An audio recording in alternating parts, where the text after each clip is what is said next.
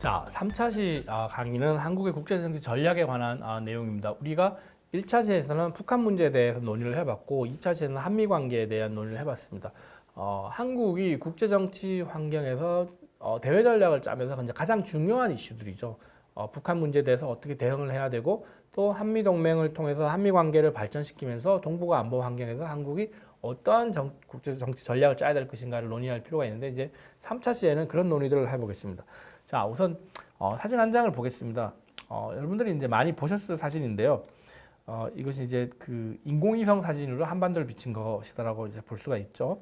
이 한반도 국제 정치 현실을 잘 보여주고 있는 것입니다. 기본적으로 우리가 여기서 볼 수 있는 것은 한반도의 남한이 굉장히 번영을 하고 있다는 거죠. 서울 지역을 중심으로 해서 뭐 대구, 부산, 광주 이렇게 굉장히 불이 밝습니다. 야간에 인공위성 사진을 찍었기 때문에 이만큼 한국이 경제적으로 많이 그 발전을 했고 국력도 많이 상승했다라고 하는 것을 알 수 있는데 북한 지역을 보면 평양 지역을 제외하고는 거의 아주 깜깜한 모습을 볼 수 있습니다. 그만큼 전기 사정이 좋지 않다는 거죠. 전기 사정이 좋지 않다라고 하는 것은 북한의 경제가 그만큼 낙후되어 있고 어렵다는 것을 의미를 하는 것이죠. 그 동북 삼성 중국의 동북 삼성 지역과 비교해도 그런 모습들이 있습니다. 과거에 이제 동북 삼성 지역도 굉장히 깜깜했을 텐데 어두웠을 텐데 최근에 이제 많이 발전되어 온 모습에 비해서 북한은 굉장히 어둡기 때문에 이제 동해 바다나 서해 바다처럼 그렇게 느껴질 정도입니다. 우리가 한반도의 그런 지정학적인 모습을 생각해 봤을 때 상당히 커다란 어려움을 느낄 수 있는 것이죠. 즉, 그 한반도가 이제 반도 피닌슐러의 모습을 보이고 있지만 이제 북한 지역이 야간에 그런 인공위성 사진을 보면 이제 존재하지 않는 것처럼 보이고 있는 것이죠. 그래서 한국 자체가 섬나라 아닌 섬나라의 모습을 가지고 있는 것입니다. 그게 이제 한반도가 가지고 있는 국제정치 현실인 것입니다. 자, 그러면 이러한 상태를 유지하는 것이 좋은 것이냐라고 하는 어떤 의문을 품을 수가 있겠습니다. 그런 질문을 해보면 바로 드는 생각은 한국이 더 번영을 하고 북한이 취약해져 있으면 한국이 그만큼 더 우위에 서서 그 한반도의 문제를 해결할 수 있지 않을까. 특히 북한 문제 같은 경우에 더 잘 해결할 수 있지 않을까라고 하는 그런 생각을 할 수도 있겠죠. 반면에 이런 그 북한 지역의 이렇게 어두운 모습, 저발전의 모습을 그대로 내버려 두는 것이 한국에게 반드시 유리할 것인가라고 하는 그런 질문을 해볼 수도 있을 것 같습니다. 어떻게 보면 서로 상반되는 것이고 무슨 그 둘 사이가 서로가 충돌하는 것이라고 이제 볼 수도 있는데 이런 과정 속에서 우리가 북한 문제를 어떻게 해결하고 주변국들의 어떤 상황들이 대해서 어떻게 대응해야 되느냐라고 하는 부분을 볼 수가 있겠죠. 특히 뭐 중국 같은 경우에는 빠르게 발전하고 있는 모습들이 이런 인공위성 사진에도 보입니다. 사진에서는 나타나지 않지만 일본도 여전히 번영을 하고 있고 더 넘어 중국, 러시아나 미국 같은 경우에도 한반도에 관심을 많이 쏟고 있습니다. 그래서 전통적으로 한반도는 4대 강국들에 의해서 둘러싸여 있다라고 하는 표현을 많이 하죠. 미국, 러시아, 중국, 일본이 있음으로 인해서 한국이 반도의 그런 지정학적인 위치에서 이런 시너지 효과를 잘 내지 못하고 왜냐하면 이 지금 그런 섬나라 아닌 섬나라의 모습이 되어 있다는 것이죠. 그런 반도 대륙과 연결되어 있고 해안과도 바다와도 연결될 수 있어서 가질 수 있는 그런 지정학적인 이점을 활용을 하지 못하는 그런 상황인 거죠. 이제 그런 상황들을 어떻게 타개해 나갈 것인가라고 하는 것이 굉장히 중요하다고 하겠습니다. 그래서 이런 부분들에서 어떻게 해야 되느냐라고 하는 시각 차이가 굉장히 큽니다. 특히 보수와 진보 사이에서 그런 시각차가 굉장히 크죠. 북핵 문제에 대해서 어떻게 대응을 해야 되느냐, 한미동맹에 대해서 어떻게 대응을 해야 되느냐, 중국의 부상에 대해서 어떻게 대응을 해야 되느냐라고 하는 등 이런 거의 모든 국제정치 어젠다에 대해서 특히 한반도의 안보와 관련된 국제정치 어젠다에 대해서 상반된 시각이 있습니다. 한미동맹에 대해서도 다양하고 상반된 시각이 있고 북한 문제에 대해서도 다양하고 상반된 시각이 있고 특히 한국 내에서는 북한 문제에 대해서 어떻게 대응을 해야 될 것이냐라는 시각과 한미동맹에 대해서 어떻게 대응을 해야 되냐는 시각에 따라서 보수와 진보로 많이 대체로 나누기도 합니다. 전통적으로 사회과학적이나 어떤 뭐 사회 현상을 보면 역사적으로 보면 보수와 진보라고 하는 것이 그런 관점에서 이루어지는 것은 아니죠. 우리가 국제정치 이론을 배울 때 현실주의와 자유주의 논의를 공부를 할 때 이미 학습을 했습니다마는 진보라고 하는 것은 인간의 이성에 대한 믿음을 가지고 있는 것이고 인간의 노력에 따라서 이제 잘 문제 해결을 할 수 있고 사회를 조금 더 나은 사회, 진보된 사회를 만들 수 있다는 그런 의식인 것이죠. 반면에 보수주의적인 의견은 있는 그대로 두는 것이 훨씬 더 유익하고 좋다라고 하는 의견을 가지고 있습니다. 인간의 그런 어떤 나약한 존재이고 제한적인 그런 존재인데 그런 인간의 이성에 의해서 어떤 개입을 하면서 새로운 것을 만들어 갈 때 오히려 기존에 있었던 안정성을 스테이터스코를 무너뜨릴 수 있다라고 하는 그런 인식인 것이죠. 그런데 이 북한 문제와 한미동맹을 통해서 국내의 어떤 보수 진보 시각이 이루어진다는 것은 그런 어떤 기존의 보수 진보 시각과는 상당히 다른 것이고 상당히 좀 어떤 측면에서 왜곡된 것이다라고 볼 수 있습니다. 북한 문제에 대해서 조금 더 우호적으로 하느냐 아니면 강압적으로 하느냐, 한미동맹에 대해서 지지를 하느냐 아니면 좀 더 비판적이냐 뭐 이런 부분들에 대해서 논의를 하는데 뭐 간단하게만 살펴봐도 북한에 대해서도 우호적이고 한미동맹의 강화도 지지하는 그런 쪽을 다 설명을 할 수는 없죠. 그리고 북한에 대해서도 비판적이고 한미동맹에 대해서도 조금 더 비판적으로 보는 그런 입장도 설명할 수 없겠죠. 이제 그런 부분들이 상당히 국내적인 안보 논의의 한계라고 볼 수 있습니다. 그래서 자연스럽게 뭐 한미동맹 이슈나 북한 문제 이슈나 이런 것들이 너무 이데올로기적으로 이념화되어서 논쟁들이 심해지고 있고 오히려 전략적인 판단을 하기는 굉장히 어려운 부분들이 있습니다. 대북 포용론이나 대북 압박론의 갈등도 이러한 그 국내적인 차원에서 안보 중심적인 보수 진보의 어떤 갈등에서 이루어진 것이라고 볼 수 있죠. 한미동맹에 대해서도 자주파와 동맹파의 갈등이 있습니다. 뭐 어떤 면에서는 두 가지를 모두 다 해야 되는 것이겠죠. 한국 스스로 한국 방위에 한국화를 꾀해야 되면서 자주국방을 추진을 해야 되는 것이고 또한 한미동맹이 또 한반도 안보 현실상 필요한 것이기 때문에 이것이 조화되어야 되는데 갈등하고 있다라고 하는 부분에서의 논의들도 어려움이 있습니다. 특히 또 한미 관계와 한중 관계 사이에 논쟁들도 굉장히 많이 있습니다. 중국이 부상하고 있는 상황에서 한미 동맹을 재조정을 하고 중국 쪽으로 경사해야 된다 하는 그런 의견도 있는 반면에 중국의 부상이 가지고 있는 국제정치적 의미가 한반도에 커다란 영향력을 주려고 하고 위협이 될 수 있기 때문에 한미동맹을 중심으로 해서 이게 대응해야 된다고 그런 의견도 있고 이 사이에서의 논쟁들이 있는 것이죠.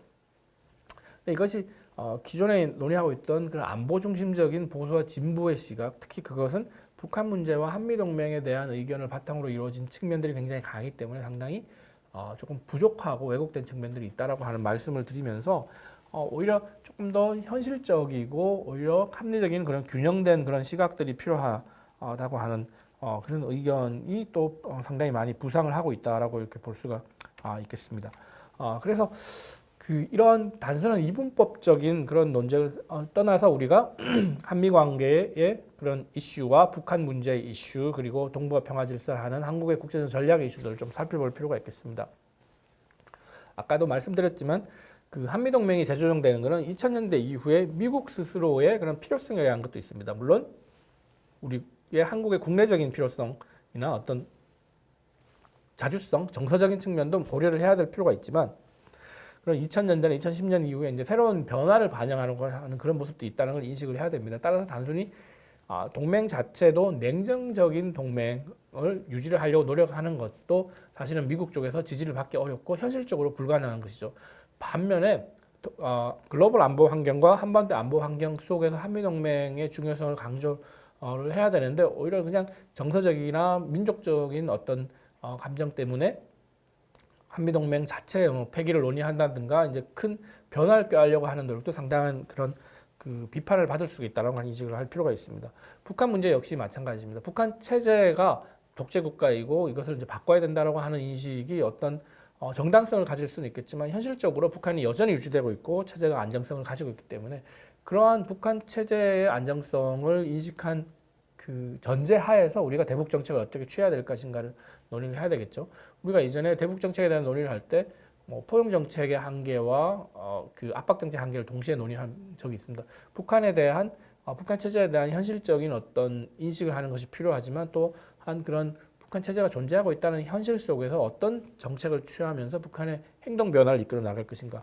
결국 그것을 통해서 남북 관계를 발전시키고 한반도의 평화를 진전시키고 또 남북한 한반도 통일을 달성할 것인가라고 하는 논의들이 있습니다. 이런 것들은 단순한 이념적이고 또한 그 안보 중심적인 보수 진보의 그런 갈등 속에서는 해결책이 모색되지 않는 부분이죠.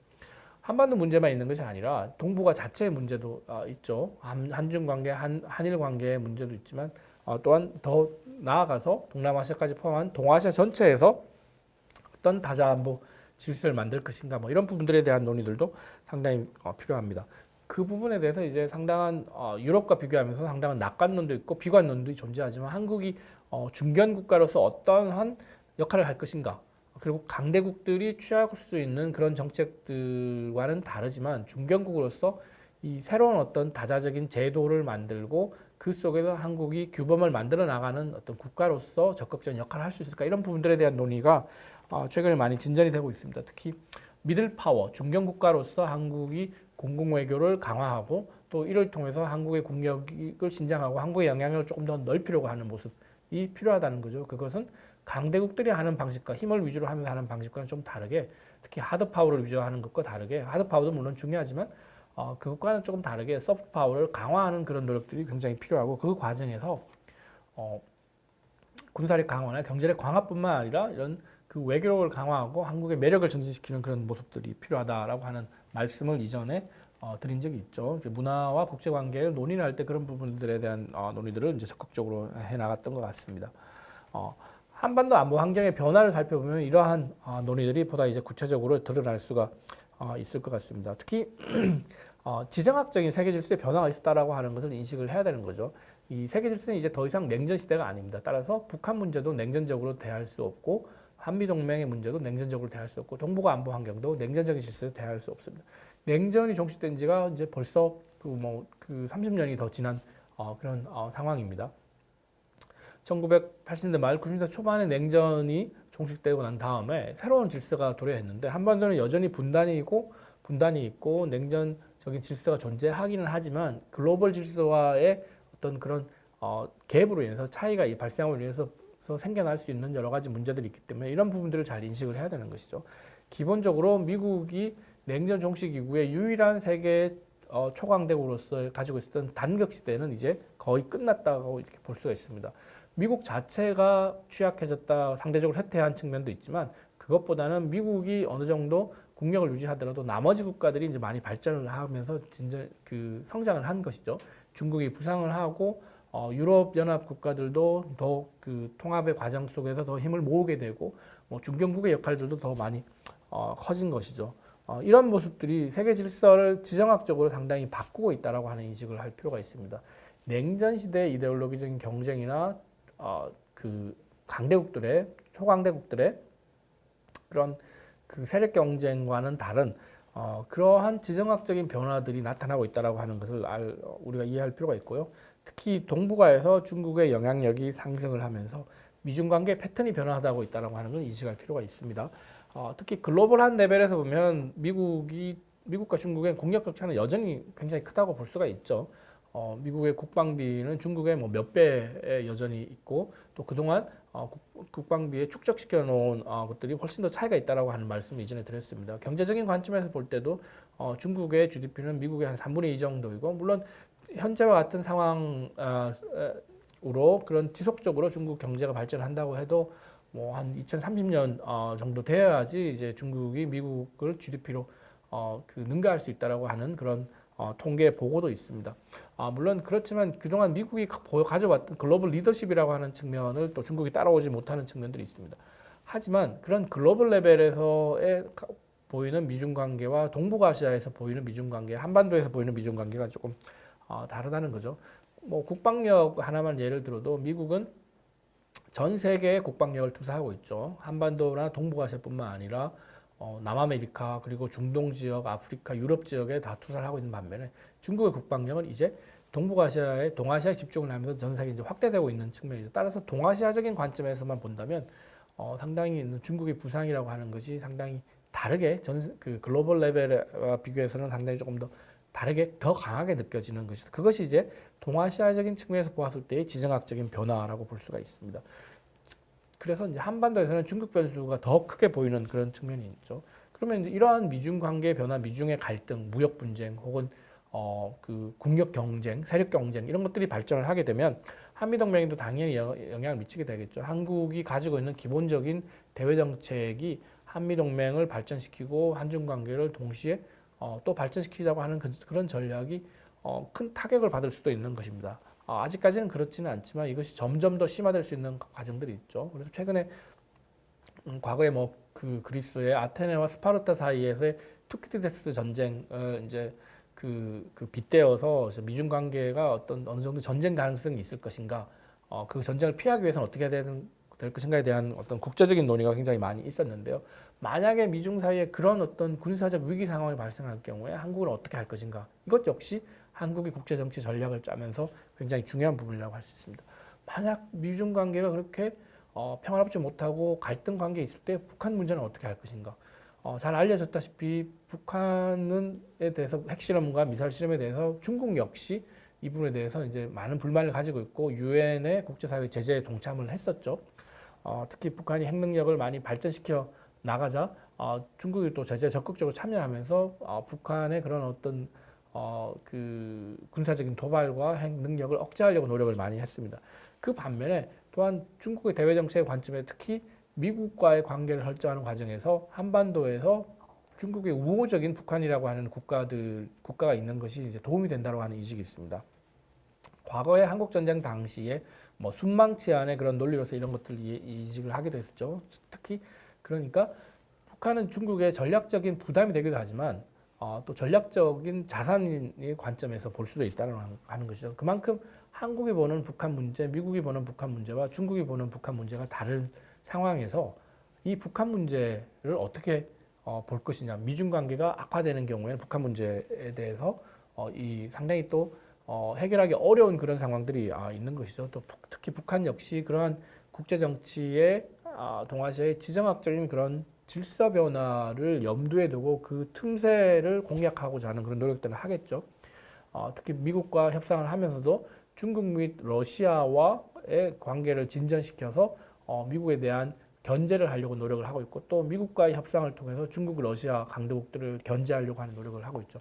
과거에 북한의 김일성 시대에 중국과 소련이 중소 분쟁을 겪을 때 자주적인 어떤 그 뭐 주체 사상을 통해서 그 사이에 틈바구니에서 나름대로의 전략 공간을 만들었던 그런 경험들이 있습니다.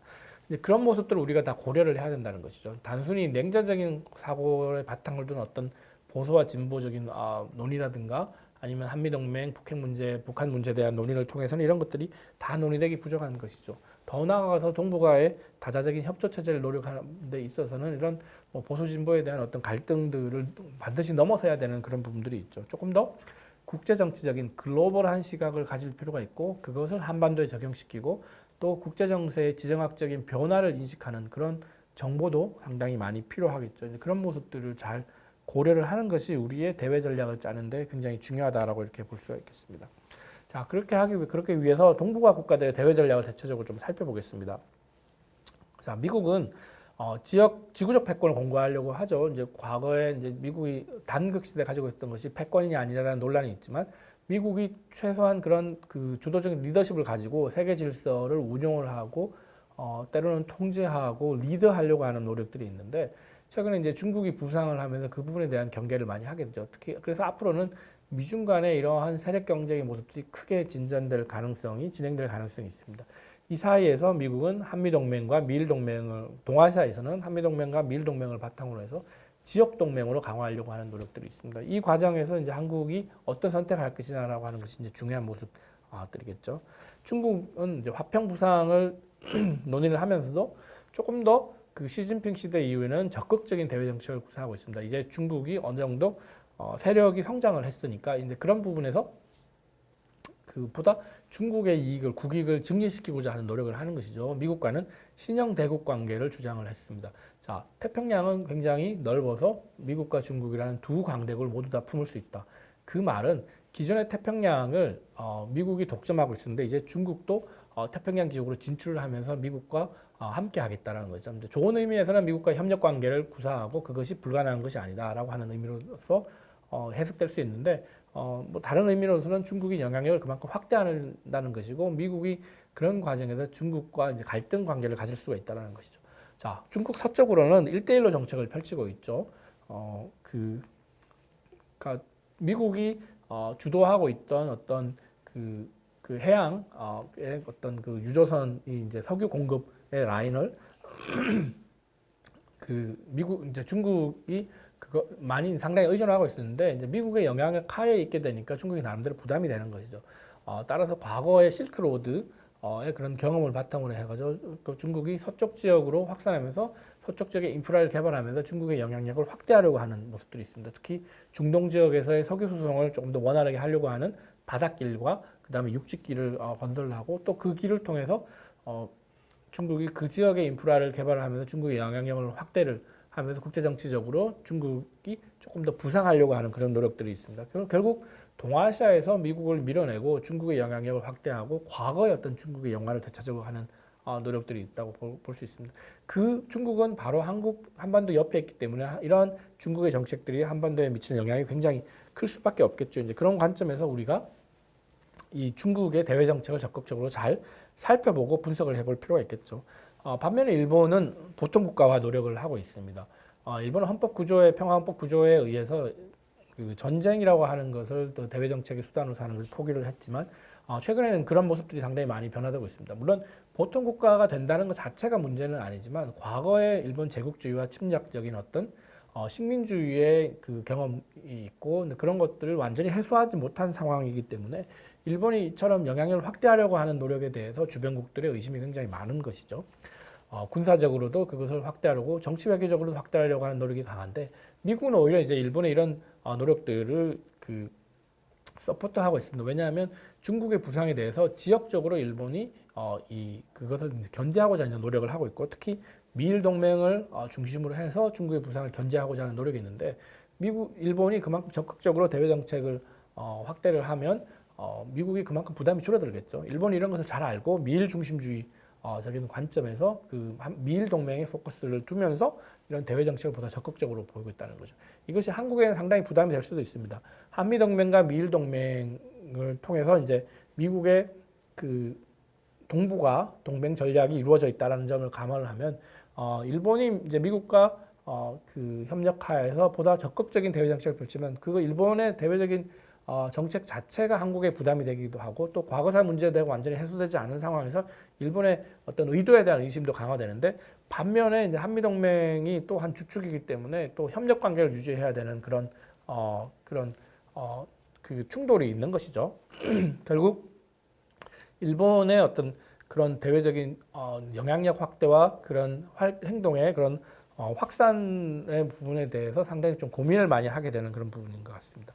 러시아는 소련이 붕괴되고 난 이후에 이제 그 국력이 취약해졌지만 다시 이제 강대국을 회복하고자 하는 노력들을 푸틴 이 시대 이후에 이제 노력을 하고 있습니다. 특히 러시아는 석유와 가스, 천연 자원이 굉장히 풍부한 국가죠. 그것을 바탕으로 해서 동아시아 지역, 러시아의 극동 지역에 대한 개발을 관심을 많이 가지고 있습니다. 이 부분은 특히 북한 문제와 관련이 있고 한반도 문제와 관련이 있죠. 이제 북한 문제가 해결이 되면 한반도로 연결되는 어떤 철도와 가스 파이프 이런 것들을 설치하면서 러시아의 경제적으로 상당히 많이 도움이 되고 있는 것이죠. 이런 관점에서 러시아가 지금은 큰 영향력을 발휘하고 있지 못하지만 한반도에서 지속적으로 영향력을 유지하려고 하는 노력들을 가지고 있습니다. 이런 과정 속에서 한국이 이제 중견국 외교를 해 나가는 거죠. 미들 파워라고 하는 것이 한국이 가지고 있는 하나의 키워드입니다. 이제 지금 상황에서 주변의 강대국들만큼의 국력을 만들어내지는 못하지만 어느 정도 정치적으로, 경제적으로, 군사적으로 발전된 상황에서 나름대로 적극적인 역할을 할 수 있다는 것이죠. 그리고 지역의 여러 가지 문제에 대해서 조정적인 역할을 하는데 이것이 평시에 상당히 협력적인 분위기가 이루어져 있을 때는 상당히 그 순탄하게 가는 측면이 있는데 가령 미국과 중국의 갈등이 심화되는 경우에 이제 상당히 어려움을 가질 수 있죠. 한미 동맹을 가지고 있는 상황에서 미국과의 협력을 더 강조해야 되는 그런 측면이 있고 또 중국에 대한 경제적인 어떤 그 관계 심화, 상호 의존 관계 심화 그리고 북한 문제에 대한 중국의 영향을 고려할 때 한중 관계 역시 또 발전시켜야 되는 그런 부담들이 있기 때문에 이런 것들을 그 전략적으로 고민을 하는 그런 노력들이 필요합니다. 한국 스스로 판단을 하지만 이 중견국의 외교를 취하면서 어떻게 한국 국제정치 전략을 논의해야 될 것인지에 대해서 사안마다 조금 달리해야 될 필요는 있지만 또 기본적인 어떤 그 프레임을 만들어야 될 필요성도 또 분명히 존재한다고 보겠습니다. 자, 다른 한편 북한 문제를 해결하기 위해서는 이제 통일 전략이라고 하는 것이 필요하죠. 대북 정책을 해야 되지만 대북 정책의 결과는 이제 분단된 한반도를 다시 통일하는 것이죠. 한국 정부는 1989년 노무현 정부 이후에 민족 공동체 통일 방안이라고 하는 공식적인 통일 방안을 했습니다. 처음에 이제 한민족 공동체 통일 방안이었는데요. 김영삼 정부 시대에 이제 명칭을 조금 바꿨지만 이제 그러한 기본적인 내용과 정신은 유지가 되어 있죠. 한반도 평화와 민족 통일을 우선을 한 점진적인 통일을 추구한다는 것이고 과도 체제로서 남북 연합 단계를 포함을 해서 민족 공동체의 통일 방안을 한다는 것이죠. 기본적으로 1단계로서 남북 간의 화해 협력 단계를 만들고 2단계로서 남북 연합 단계를 만들어서 3단계로서 결국에 1민족 1국가 체제로 통일국가를 완성을 하는데 남북 연합 단계를 통해서 1국가 2체제 이런 걸 통해서 통일민주공화국을 만들어서 국가 통일을 달성한다라고 하는 그런 모습을 가지고 있습니다. 조금 이상적인 모습을 가지고 있죠. 한반도 주변의 안보 환경을 고려하고 북한 체제의 경직성을 생각을 할 때 이것이 가능할 것이냐라고 하는 논의가 있는데 그렇지만 이제 결과적으로는 평화 통일을 이제 나가는 길에서 굉장히 중요한 어떠한 하나의 기준이 되고 프레임이 된다라고 하는 관점에서 이해를 하는 것이 필요하다고 보겠습니다. 하지만 이 통일 정책을 취하는데 단순히 이제 통일만을 지향을 해서는 할 수 없는 부분이 있죠. 우리가 통일을 이야기를 할 때 북한은 항상 많은 그 위협 인식을 가지고 있습니다. 왜냐하면 결국에 한국이 더 강한 나라니까 결국에는 한국 중심의 통일이 되면 북한 체제가 한국에 흡수되는 것이 아니냐라고 하는 그런 의미를 가지고 있는 거죠. 독일이 통일됐던 것처럼 동독 체제가 붕괴되고 비록 동독 주민들의 자유로운 어떤 의사에 의해서 다시 이제 정부가 세워져서 그 서독과의 통합을 결정하기는 했지만 한국이 국력이 더 앞선 상황에서 북한이 이제 한국에 흡수될 수 있다라고 하는 그런 인식을 갖고 있기 때문이죠. 따라서 대북 정책과 통일 정책의 나름대로 조화가 필요한 것입니다. 대북 정책 없이 통일 정책만을 추구하는 것도 문제인 것이고 통일 정책 없이 대북 정책만을 추구하는 것도 문제인 것이죠. 대북 정책을 통해서 남북 관계를 발전시키는데 그 엔드 스테이트 마지막으로는 이제 그 한반도 통일을 지향하는 그런 노력들이 필요하다고 하겠습니다. 따라서 단순한 대북 정책을 넘어서서 북한의 미래와 한반도 통일에 대한 종합적인 비전과 접근법이 필요하겠죠. 북한에 대한 인프라를 개발하고 북한 체제가 기존의 그 권위주의 독재 체제를 넘어서서 새로운 어떤 다원주의적인 체제로 변화되려고 노력을 하고 북한의 시장화를 확산되면서 북한 주민들이 보다 자유로운 경제 활동을 할 수 있도록 도와주는 것이 또 필요한 것이겠죠. 단순히 압박을 하는 뿐만 아니라 도와주면서 포용 정책을 하는 것도 필요합니다. 그렇지만 기본적으로 그 자유민주주의적인 질서와 시장 경제의 질서가 바탕이 되는 어떤 통일의 기준이 된다라고 그것이 통일의 기준이 된다라고 하는 인식을 하면서 대북 정책을 펼치는 것이 필요하다고 하겠습니다. 결국 북한 체제의 성격 변화를 위해서 어떻게 해야 되느냐, 북한 주민의 마음을 얻기 위해서 어떻게 해야 되느냐 이런 것이 굉장히 중요한 것이고 단순히 그동안 20, 30년 동안 가장 강조되어 왔던 북핵 문제를 넘어서서 그 북한 문제 자체를 해결하는 대북 정책과 통일 정책이 필요하다라고 이렇게 말씀을 드릴 수가 있겠습니다. 북한 통일을 위해서는 북한의 변화뿐만 아니라 한반도 주변국의 변화도 필요하죠. 지금은 한반도 주변국 중에 어느 국가도 한반도 통일을 그렇게 동의하지 않는 것 같습니다. 중국도 그렇고 일본도 그렇고 미국도 그렇고 러시아도 그렇죠. 왜냐하면 한반도 통일이 자국에게 도움이 되지 않는다고 하는 인식 때문에 그렇습니다. 아무리 우리가 통일을 외쳐봐야 주변국이 합의를 하지 않으면 그 동의해주지 않으면 상당히 국제정치가 어렵다는 걸 인식을 할 수 있습니다. 뭐 독일 통일의 사례에서도 그런 모습들이 잘 보이고 있죠. 따라서 이 한반도 통일이라고 하는 것이 한반도 평화와 안정에 도움이 되고 이것이 동북아에도 안정이 되고 동북아 경제 발전과 번영에도 도움이 된다라고 하는 인식을 통해서 이 국가들에게도 도움이 된다라고 하는 이익이 된다라고 하는 편익 구조에 대한 고민을 좀 할 필요가 있습니다. 더불어서 북한 내부에서 북한 주민의 의사를 굉장히 강조해야 되겠죠. 현재 북한 주민들이 과연 한반도 통일에 동의할까라고 하는 질문을 하면 상당히 의문이 많이 남습니다. 왜냐하면 북한 주민들 자체적으로 그 통일에 동의를 하고 또 한국이 주도하는 그런 통일의 모습이 더 좋은 것이다라고 하는 인식이 있을 때 이것이 가능한 것이죠. 과거에 독일 통일을 경험해서 보면 동독 주민들이 서독과의 통일을 원했던 그런 측면들이 있습니다. 자, 그러면 대북 정책 역시 그러한 방식으로 해야 되겠죠. 북한 지도부에 대한 대북 정책뿐만 아니라 북한 주민들을 어떻게 설득할 수 있느냐, 북한 주민들의 생각을 바꿀 수 있느냐라고 하는 대북 정책도 필요하겠죠.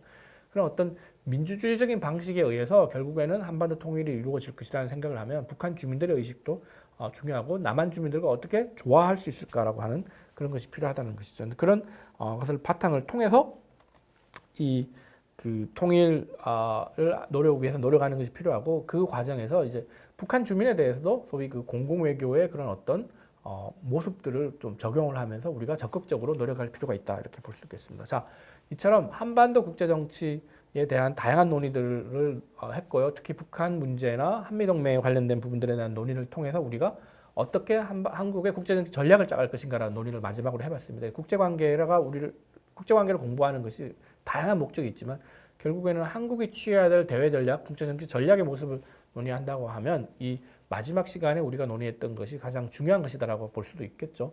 또 어떤 측면에서는 이런 부분들이 시시각각 변하는 것이기 때문에 어떤 특정 시기에는 적용되지 않을 수 있는데, 근데 기본적인 한반도 안보 환경에 현재 안보 환경에서 고민을 해볼 때 현재 진행되고 있는 상황 속에서 한미동맹을 어떻게 잘 유지를 하고 북한 문제에 대해서 어떻게 잘 대응을 할 것인가, 그리고 통일 정책을 우리가 취해 나가는 데 있어서 어떤 대북 정책을 취할 것인가, 북한 주민들의 마음을 얻는 그런 정책을 통해서 우리가 대북 정책을 취해 나가는 것이 어떤 의미를 가지는 것이냐, 이런 부분에 대한 여러분들의 궁금증이 많이 해소되었을 것이다 이렇게 생각을 합니다. 자, 국제관계 강의를 여기서 마치겠습니다. 감사합니다.